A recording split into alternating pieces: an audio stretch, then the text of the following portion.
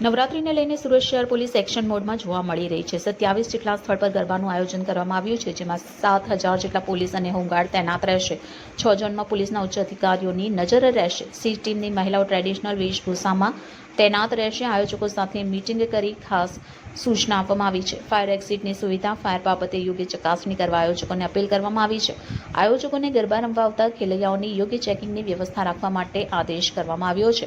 SOG, PCB તથા crime બ્રાન્ચની team પણ નવરાત્રી દરમિયાન એક્ટિવ રહેશે। કોઈ વ્યક્તિ કાયદો અને વ્યવસ્થા હાથમાં ન લે તે બાબતે આયોજકોને તકેદારી રાખવા સૂચન કરવામાં આવ્યું છે અને કેપેસિટીથી વધારે લોકોને એન્ટ્રી જણાશે તો પોલીસ દ્વારા કાર્યવાહી કરવામાં આવશે અને પાર્કિંગ બાબતે યોગ્ય વ્યવસ્થા કરવા માટે પણ આયોજકોને સૂચના આપવામાં આવી છે। ત્યારે મહિલાઓની સલામતીનું ધ્યાન રાખી સૂચનાઓનો અમલ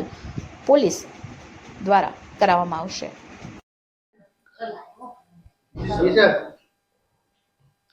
अपना 3 अक्टूबर थी नवरात्रिना त्यौहार चालू थवा जई रह्या छे, त्यारे अपना सूरत शहर में अलग अलग जग्याओ माताजी का आराधना अने गरबा करवामां आवे छे। कुल सूरत शहर में 2700 जेटला जग्याओ छे ज्यां नानी मोटी गरबाना आयोजन थाय छे, जेमां मोटा जो कॉमर्शियल गरबाओ जो है गया वखते 17 जेटला जग्याओ पर मोटा कॉमर्शियल गरबाओ थया हता जो है। અને એના સિવાય જો એ જો શેરીઓમાં, ઓપન ગ્રાઉન્ડમાં, સ્કૂલમાં અલગ અલગ મળાઈને કોઈ 2700ના આસપાસના ગરબાના આયોજન કરવામાં આવે છે। એની સંપૂર્ણ તૈયારીਆਂ આપણા કરી લેવામાં આવેલી છે જો અને એના માટે બંદોબસ્ત માટે કુલ 7000 જેટલા પોલીસના જવાનો અને હોમગાર્ડના જવાનો તૈનાત રહેશે અને 6 કંપની અમારી સ્ટેટ રિઝર્વ પોલીસના રહેશે અને એના લઈને સમગ્ર બંદોબસ્તના આયોજન કરવામાં આવેલા છે। अलग अलग जगहों पर टोटल हमारी जो अलग अलग जो 6 जोन्स है डीसीपीस ना जोन आमा एक क्विक रिएक्शन टीम ना रचना करवामां आवी छे, जेमां एक पीएसआई 10 जेटला माणसो कोई पण संजोगोने पहोंची वळवा माटे अलग से तैनात रहेशे અને જેટલા બી અમારા કોમર્શિયલ ગરબાઓ છે જ્યાં મોટી સંખ્યામાં લોકો ભેગા થવાના છે એમાં અમારી સી ટીમના અમારી જો મહિલા ઓફિસર છે, અમારી મહિલા જવાનો છે, એની ટીમ જો ટ્રેડિશનલ ડ્રેસમાં રહેશે અને આ લોકો જો ખેલૈયાઓના વેશભૂષામાં ખેલૈયાઓના વચ્ચે રહેશે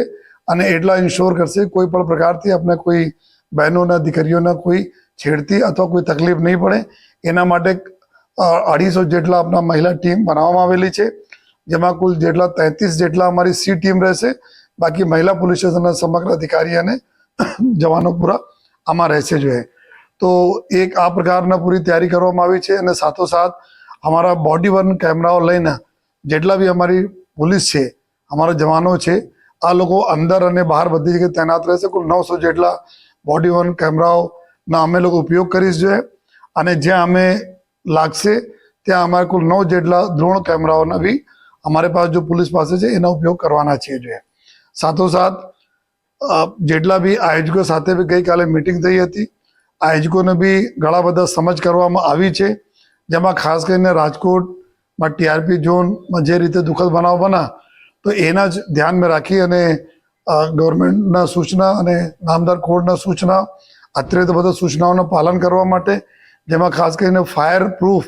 तमाम मटीरियल यूज करवामां आवे अने फायर एक्जिट्सना अलग अलग जो एक्जिट पॉइंट होय छे एकदम एना क्लियर आमा जोई शकाय आ प्रकार जो रेडियम ना लाइट वाला जो एक्जिट ना जो बोर्ड लगावीने एक्जिट रूट ना जो दर्शाववामां आवे अने जेटला भी एक्जिट रूट्स छे आ रूट पर कोई पण प्रकारना वस्तुओ या कोई पार्किंग ना नहीं रहे जेथी इजीली लोग निकली सके आ प्रकार ने भी त्या सुविधा करवामां आवी छे। साथोसाथ जेटला जनरेटर्स होय छे आ जनरेटर अपना डोम या मंडप या जो स्थल से एनाथी दूर जाए जो है आ व्यवस्था करवामां आवी छे, एना दूर राखे, एना सटाई नहीं राखे जेथी कोई पण बनाव बने तो एमां तकलीफ नहीं पड़े।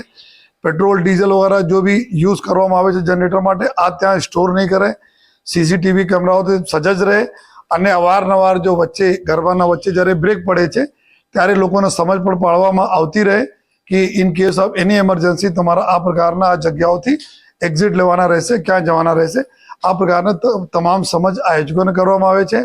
साथोसाथ आयोजकोना जो फ्रिस्किंग जो अंदर खेलैयाओ आवे छे एना फ्रिस्किंग करवा माटे जो डोर फ्रेम मेटल डिटेक्टर યા હેન્ડ હેલ્ડ મેટલ ડિટેક્ટરનો ઉપયોગ કરવા માટે જણાવવામાં આવેલા છે. અને સાથોસાથ મહિલાઓ માટે, બહેનો માટે અલગથી એન્ક્લોઝર બનાવીને ત્યાં રાખવા, એના ચેકિંગ માટે રાખવામાં આવે, અને પુરુષો માટે અલગ. અને કોઈ પણ સંજોગોમાં એવા કોઈ વ્યક્તિઓના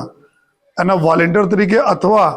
જો સિક્યુરિટી, પ્રાઇવેટ સિક્યુરિટી ગાર્ડ તરીકે નહીં રાખવામાં આવે જેના ઉપર ગુનાહિત કોઈ પ્રવૃત્તિમાં પહેલે પકડાયેલા હોય યા એના એન્ટિસિડન્ટ વગેરે એટલા ખરાબ હોય, એના માટે જો અમે લોકો સૂચના આપી છે કે જેટલા આ લોકો રાખે છે